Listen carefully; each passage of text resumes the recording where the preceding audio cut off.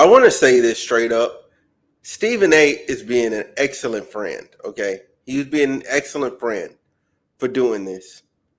But I fundamentally disagree. And I'm going to explain to you why.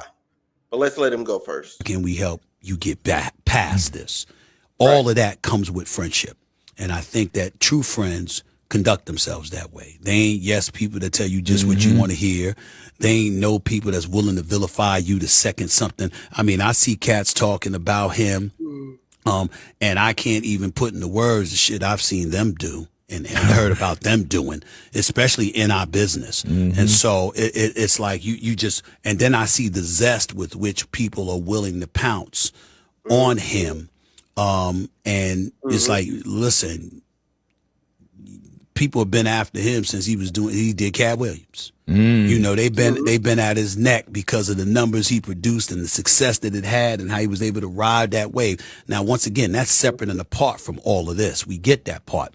I'm not talking about what people are talking about and what they have to talk about. I'm talking about the zest with which they do it.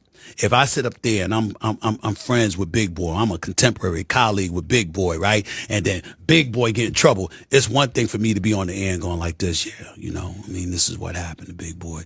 And it's another thing to Ty be like, yeah, you see what happened to Big Boy? Right. You see what I'm saying? It's like, you know, you just see that and you see a joy that some people are having and going at him. And that's sad. You can talk about it, but we know the difference in terms of the flavor that you're bringing to an equation where you're talking about somebody with glee and joy in your voice when, you know, when you're talking about the kind of predicament they find themselves in. And that's what I have a problem with. So for me, it's just about making sure that he knows, and anybody that knows how I feel knows that he matters to me, and I want him to be okay. Man, thank you for sharing that.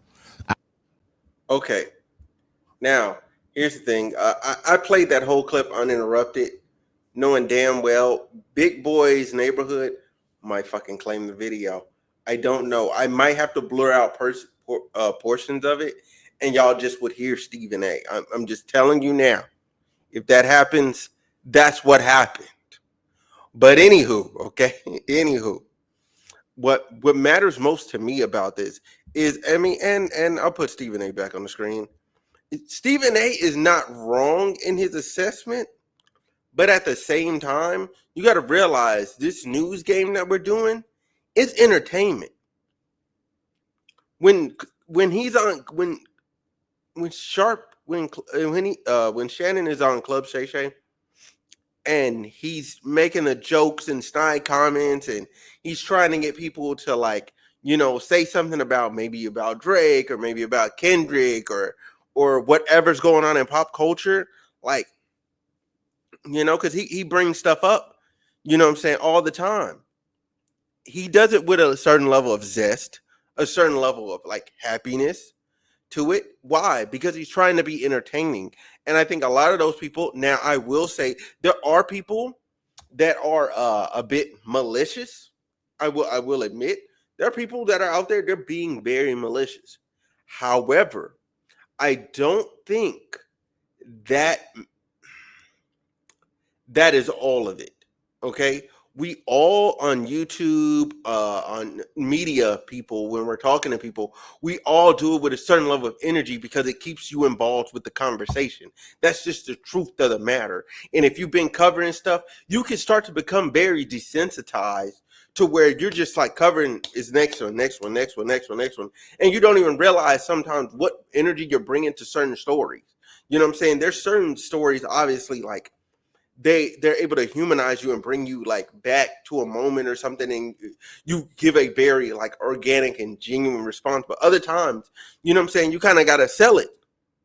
And I think some people, even though you know, they're just doing what they got to do. They're selling it because they want to be up.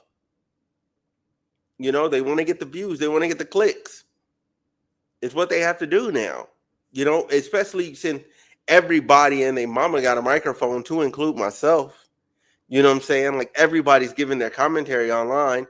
It is becoming harder and harder and harder and harder to, you know what I'm saying, find out the truth and real information. But I said all that to say this. Shannon Sharpe did this to himself. If Shannon Sharpe would have took the warnings from Cal Williams, the warnings from Monique, the warnings from other people that were just like saying, "Hey, bro," like he making comments. Shannon Sharpe's making comments to Ocho talking about some. I want to date. Now I don't want to date my age. I want to date my wage because people were already calling him out for dating younger chicks. But people were saying that to him not because he couldn't do it, but because of the level of wisdom that comes with that, a level of like protection that comes from dealing with people that you should be dealing with.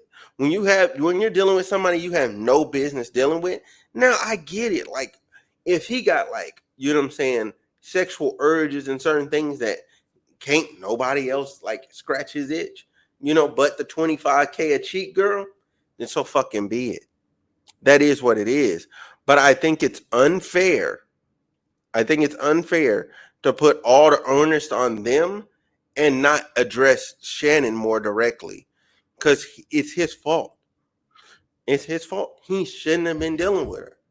Like, I can't come up with a good reason why besides, oh, she's young, you know what I'm saying, and you want to date your wage, not your age.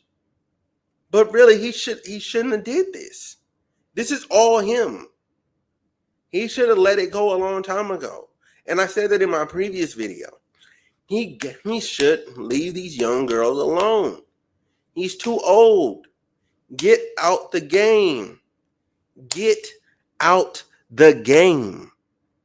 I'm Look, that girl was 19 when he met. I'm back when I was, I want to say 28, 27, 27, 28. Hold on, no. When did I meet old girl? Hold on. Let me go back 10 years. Oh, so I was 24, 25. Okay. And she was 18 or 19.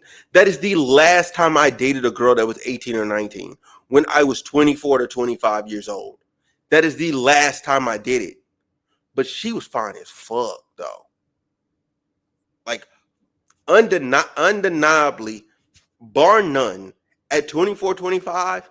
Every dude I know would have. Every dude. I could put her on the screen right now, but I wouldn't do that because she's married.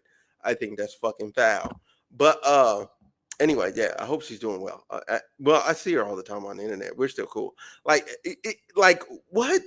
Like that's a 24, 25 because dating is weird. Like we couldn't sit down and get a drink together. You know what I mean? Like I would have to like sneak her sips of my drink. Like real, like come on, like for real. Like for real. That's what we were doing. That's what we were doing.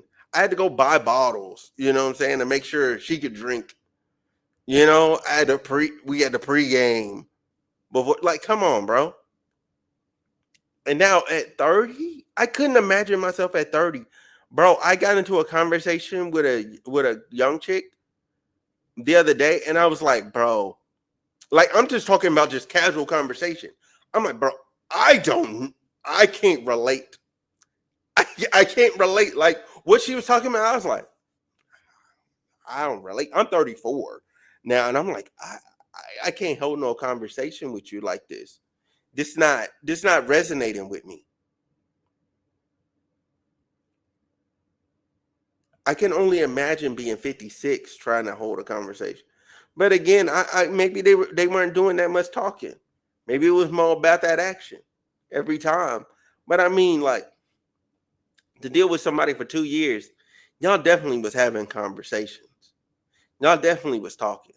Y'all definitely started to build some sort of bond, whether it was a transactional bond or not. It's impossible. It's impossible. Y'all have some level of connection. Now, whether or not you value it is a whole nother thing.